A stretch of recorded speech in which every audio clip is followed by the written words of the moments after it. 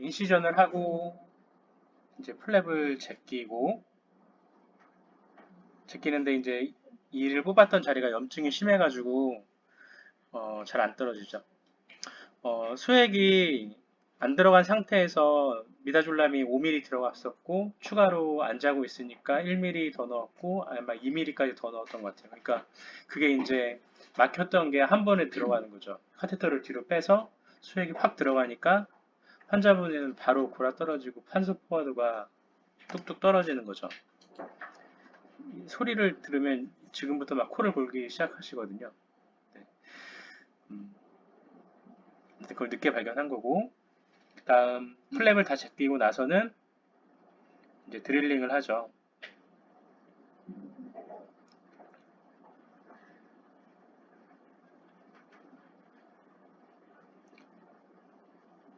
드릴링을 할 때 퍼스트 어시가 지금 손을 보면 한쪽 손으로 메탈 팁을 잡고 있고 한쪽 손으로 살리바 플라스틱 팁을 잡아서 입안에 있는 석션을 해주는데 아까도 문제가 있었던 게 뭐냐면 어, 개구기가 이 퍼스트 어시 쪽에 가 있다 보니까 퍼스트 어시는 시야 확보가 쉽지 않았던 것 같아.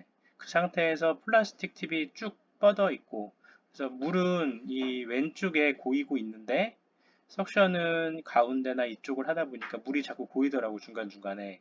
그러다가 환자가 수면이 좀 깊이 들어가서 숨을 잘 못 쉬고 갑자기 숨을 쉬는 순간 기도로 물이 들어가서 기침을 하게 될 수밖에 없었죠. 그래서 드릴링을 계속하고 퍼스트 어시의 손을 위주로 좀 봤으면 좋겠어. 퍼스트랑 세컨 어시. 그래서 계속 드릴링을 하고 이제 임플란트를 집어넣게 되겠죠. 네, 임플란트를 넣을 때도 수면으로 할 때는 가능하면 주수를 끈 상태에서 넣는 게 좋을 것 같아요. 최소한의 그 어떤 기침에 의해서 시간이 더 딜레이 되고 사리가 한번 걸려버리면 산소 포화도도 일정하지 않게 되고 환자가 자꾸 들썩이게 되다 보니까 더 이상 진행을 할 수가 없어요. 그래서 드릴링을 할 때는 당연히 물이 나와야 되겠지만 픽처를 넣을 때는 가능하면 주수 모드를 좀 끄고 진행하는 게 좋을 것 같아요. 석션이 지금 보면 상당히 깊이 이제 목젖까지 들어가 있는 걸 볼 수 있죠. 근데 이럴 수밖에 없는 게 이 자리에서 퍼스트 어시 자리에서는 이 자기가 지금 살리바가 어디 들어가 있는지 보지를 못해. 그래서 조금 더 사실은 가까이 와서 고개를 조금 젖히더라도 내가 지금 넣고 있는 석션이 어디에 위치되어 있는가는 계속 보면서 진행을 하는 게 좋겠죠. 이제 픽스처를 다 넣고 토크렌치로 토크를 더 줄 거고.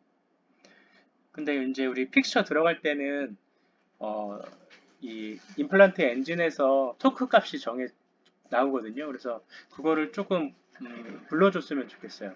그냥 일반적으로 할 때는 사실 상관이 없는데 특히 내비게이션 할 때는 문제가 뭐냐면 템플릿 가이드에 걸려가지고 거기서 나와 있는 어, 숫자가 느끼지를 못해요. 이게 어느 정도 빡빡하게 들어가 있는지 템플릿 때문에 알 수가 없어서 그 기계에서 불러주는 거를 좀 불러줬으면 좋을 것 같고 그래서 다 들어간 걸 확인하고 조금 더 깊이 단단하게 집어넣고 고정이 잘 나와서 바로 힐링을 달았죠.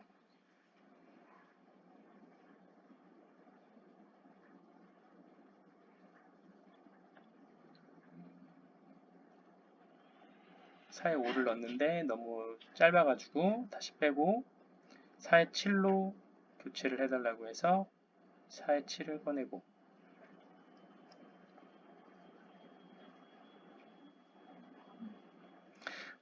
이 과정에서 보면 음, 힐링을 달때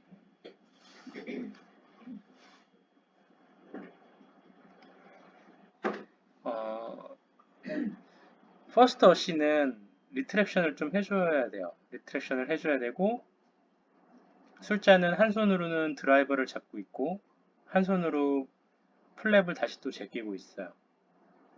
그래서 어시스트가 플랩까지 안 잡아주면은 시어 확보가 되게 어렵거든요. 그래서 어시스트는 가능하면 플랩을 잡아줬으면 좋겠고, 좀 능숙하신 분들은 플랩도 잡고 여기 드라이버가 빠지는 것도 같이 잡아주더라고요.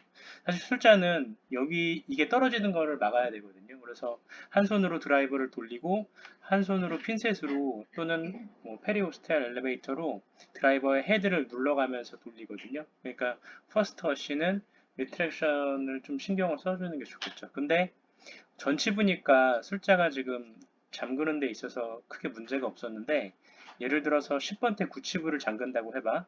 근데 리트랙션을 잘 못하고 있으면 이 돌리는 이 엄지손가락이 자꾸 입술에 걸려. 그래서 리트랙션을 10번대를 잠근다고 할 때는 10번대를 힐링을 달 때에는 리트랙터가 또는 석션이 이 어금니 쪽에 술자의 엄지가 걸리는 부분을 리트랙션을 해줘야지 잠글 때 걸리는 부분 없이 잠글 수가 있어요. 근데 자꾸 이쪽을 리트랙션 하는 게 아니고 앞쪽만 리트랙션을 하다 보니까 엄지 때문에 이 뺨 때문에 입술이 걸려가지고 잠그지를 못해. 근데 앞니다 보니까 이제 상관없이 술자의 손을 보면 지금 한 손으로 핀셋으로 드라이버의 헤드를 잡았고 한 손으로 돌리고 있었죠. 힐링을 달았고 이제 뼈 이식을 하죠. 뼈 이식을 할 때 보면 퍼스트 어시가 리트랙션을 담당을 하고서 술자가 옮기는 방법도 있고, 술자가 리트랙션을 하고 퍼스트는 석션을 하고 리트랙션을 하고, 세칸이 뼈를 담아서 페리오스탈에 담은 다음에 이렇게 가까이 와주는 방법, 이 두 가지 방법이 있거든요.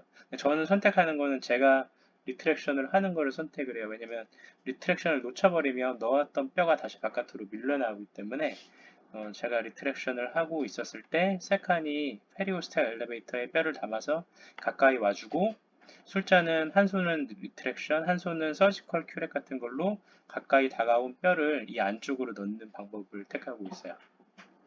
그래서 가까이 다가오면 이렇게 집어넣고, 그럼 퍼스트 어시는 석션과 리트랙션을 하면서 거즈로 피가 흘러나와서 뼈가 떨어져 나가는 거를 이제 석션을 해주는 거죠. 메탈 팁 같은 걸로 석션 안 하고 거즈로 석션하고 있는 거 확인할 수 있죠.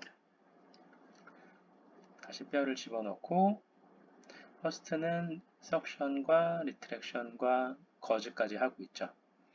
그렇게 해서 뼈 이식을 다 되고 나서 이제 수처를 하는데, 힐링을 달았기 때문에 원래 제꼈던 플랩을 원위치 시킬 수가 없어요. 힐링에 걸리니까. 그래서 힐링이 들어가는 부위만큼 잇몸을 잘라주는 방법을 하고 있죠.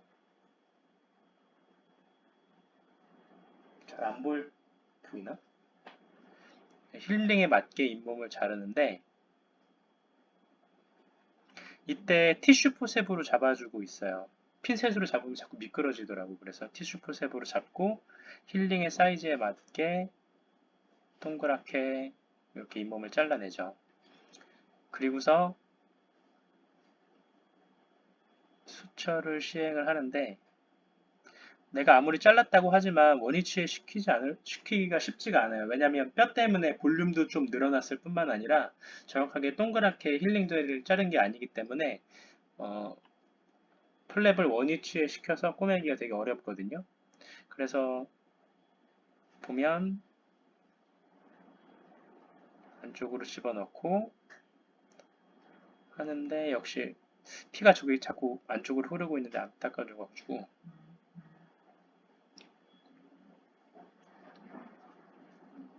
플랩을 잡고서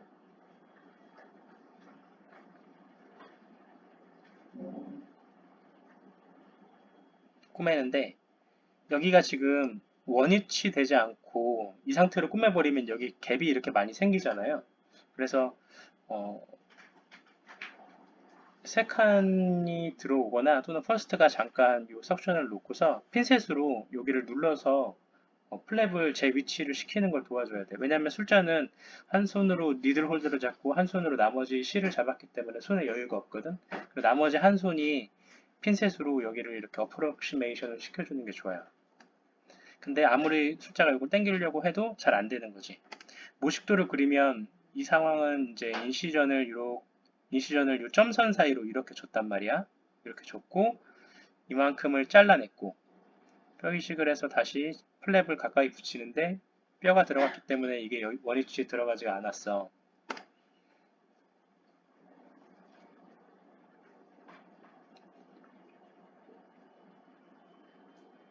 그래서 다시 빼서 그치, 여기 자를 때는 이제 티슈 푸석과 12번 블레이드 사용하지 않았던 블레이드로 잇몸을 제거하고 그 다음에 이렇게 집어넣어서 꾸매는데 이게 꾸밀 때 원위치가 되면 좋겠지만 원위치가 되지 않아. 중간에 다음 수술 물어보러 왔었고 그래서 꾸밀 때 한 바퀴 돌리고 나서 원위치가 자꾸 이제 벌어지니까 핀셋 같은 걸로 이 플랩을 여기다가 꼭 눌러줄 수 있으면 좋을 것 같아. 플랩이 원위치 될 수 있도록.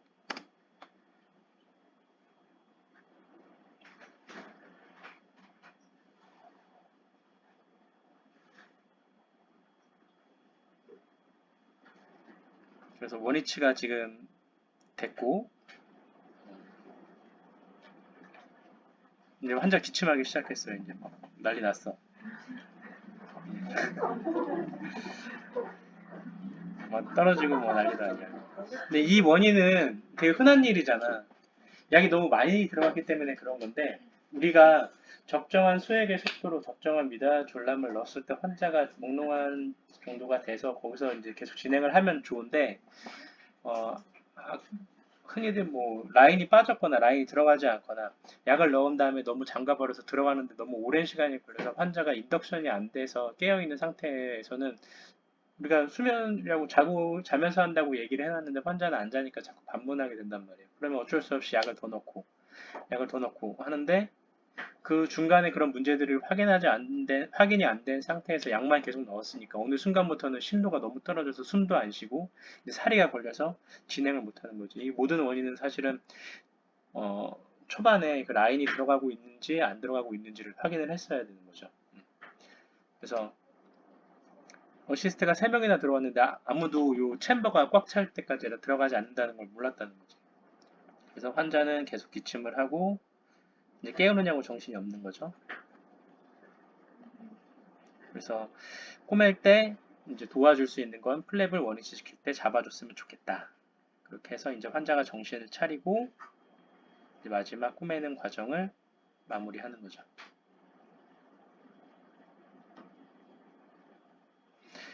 요 자르는 과정도 잘 보면 퍼스트는 계속 석션을 어쨌든 해야 될 거야.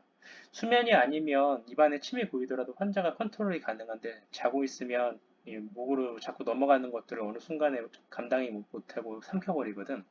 그래서 석션을 항상 잡아줘야 될 거고 그 다음에 한 손으로 리트랙션을 도와줘야 될 거고 그 다음 여유가 된다면 리트랙션을 하는 것 말고 핀셋으로 잡아주는 거 좋고 그게 안 될 것 같다. 내가 안 될 것 같다. 근데 우리 분명히 세카너시 와서 도와주고 있거든요. 그럼 세카너시가 플랩을 어프록시메이션을 좀 시켜주고 또 어느 정도 이제 꼬맬 장치가 되면 이제 핀셋을 지금 잡고 있다가 다시 가위를 짚죠. 그 다음에 가까이 와서 잘라주고 그래서 퍼스트가 혼자서 하기에는 좀 부담되기 때문에 세컨이 이 실을 잡아준다든지 또는 자를 때가 됐었을 때는 가위를 들고서 이렇게 잘라주는 그래서 퍼스트와 세컨과 숫자가 6개의 손이 시적절하게 들어와서 해주는 게 도움이 되겠죠.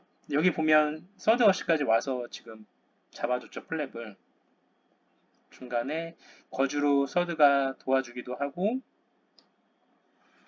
플랩이 벌어지지 않도록 당겨도 주고 그래서 퍼스트 세컨이 잘하면 서드까지는 필요 없겠지만 지금 당장 손발이 안 맞는 과정이니까